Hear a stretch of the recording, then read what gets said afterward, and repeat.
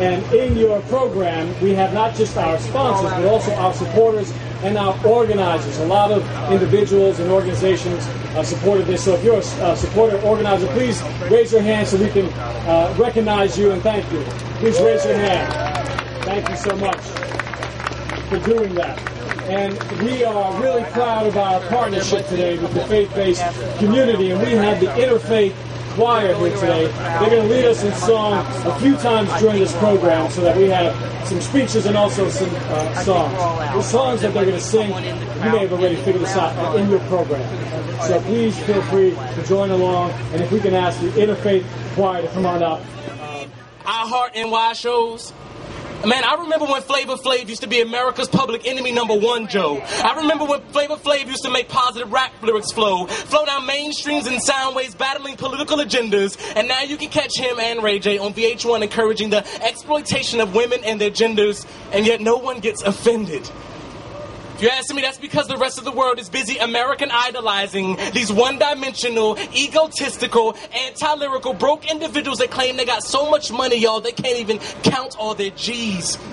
It's more like they can't look above them heads and count some of them Z's. You got school children from D.C. public institutions flowing better than some of them fools simply by reciting their ABCs. So can we please get them some textbooks not made in the 1980s? Can we please get them a curriculum that teaches them not all of their ancestors were slaves? Y'all, getting whipped and picking cotton was not all that we did. We got to get them back to the basic, y'all. I mean, Egyptians didn't need laptops to build pyramids. Oh, and I know, here we go. Now another poet claiming that he's got power in his prose. Now another poet claiming that he can wake us from sleeping just as long as his metaphors flow. But today at this rally, you know what? You're right.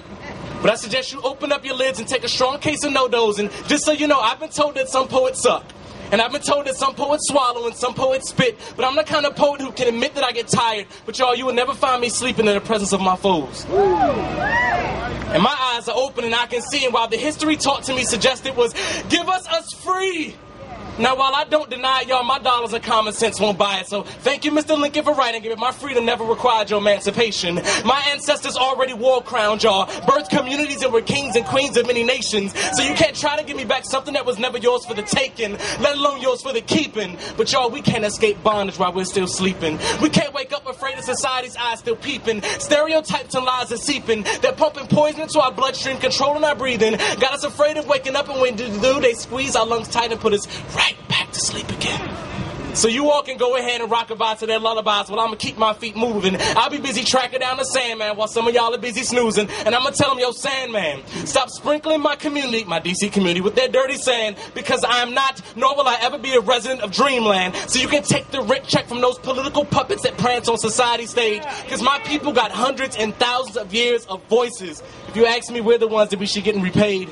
It's raining, it's pouring, and everyone else is snoring, while I'm watching him yawning, waiting for the crack of dawning, trying to get the rooster before he crows, and the ink in my pen is still flowing, and you will never find me sleeping. I'll keep one eye open while guarding my sheep, and if their nightmares get too close to home, then y'all, I'll wake them up by simply reciting this poem. And I'm not afraid, because even Dr. King was trained in poet speak.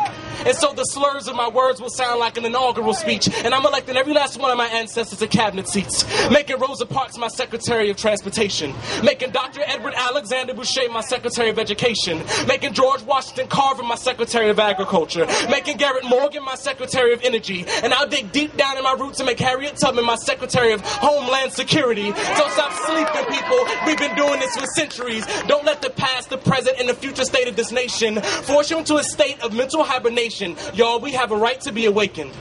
We have a right to make decisions. We have a voice at the table. We don't need anyone's permission. So wake up, y'all, and stretch your arms out wide with me. Yawn and let your morning breath reek of democracy. Wipe the crust of bondage from out of your eyes and remember your dreams and forget those lies. Y'all, it's raining, it's pouring, and it's finally morning. Talk about statehood and call on the President of the United States of America to stand up for all its citizens, to stand up for all its children, because at the end of the day, we're all Americans, and we all pay taxes, we all fight, We all get up the same way every morning. We all put on our pants one leg at a time. Ladies and gentlemen, we demand the vote. Let's hear it. We demand the vote. We demand the vote. We demand the vote. And you know what? We're doing it with such dignity and class today.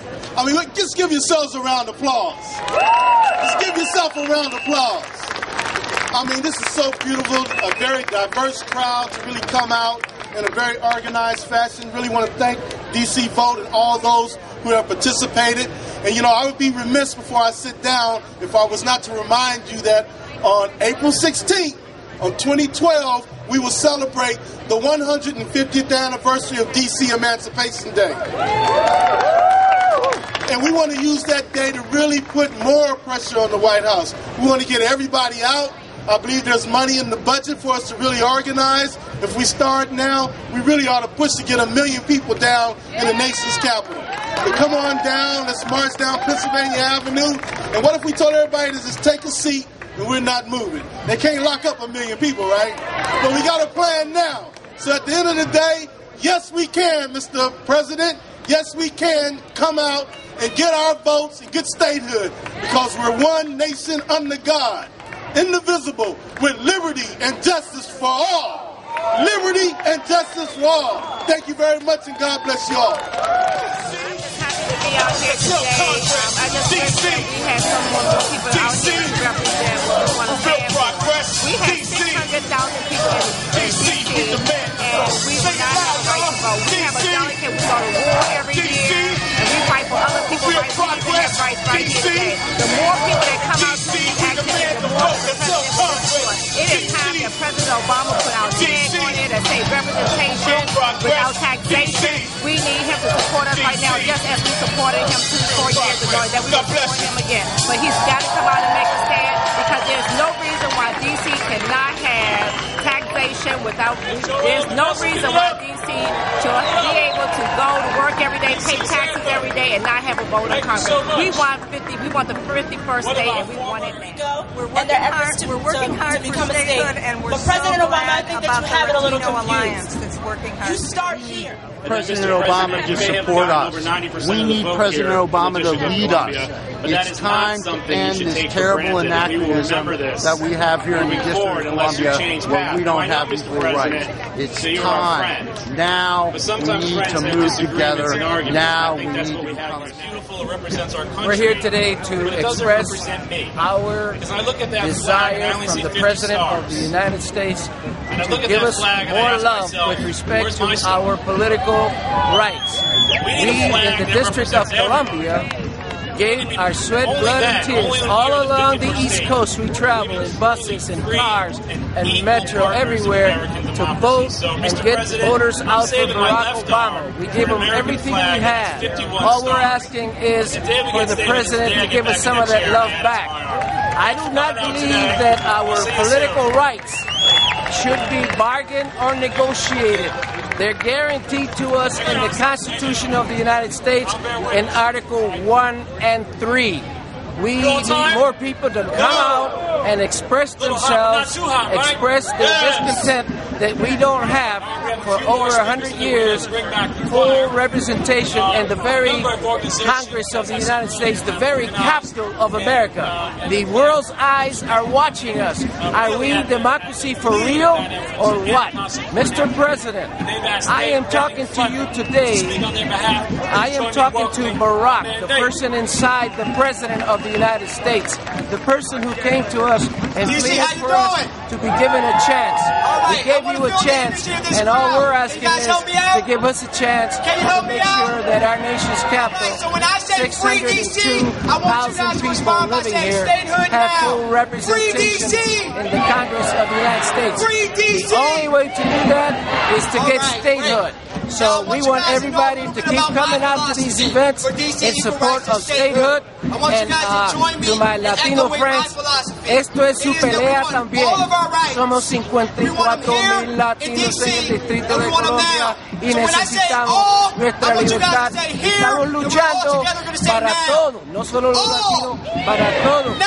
Estamos demostrando con la organización esta que los latinos también saben pelear para los derechos de todo ciudadano de los Estados Unidos.